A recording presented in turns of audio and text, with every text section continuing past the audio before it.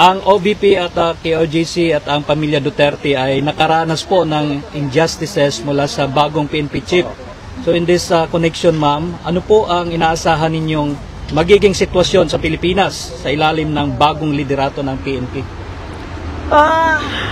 Well, I do not think magiging mas maayos or mas maganda ang ating bansa, no?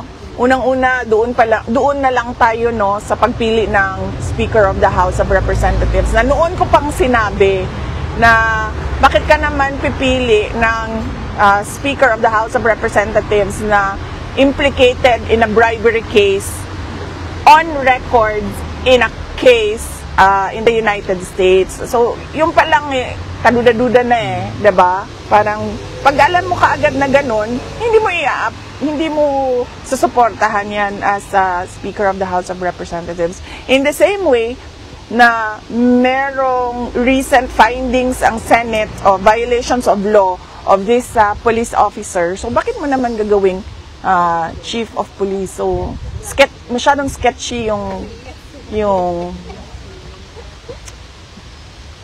decision.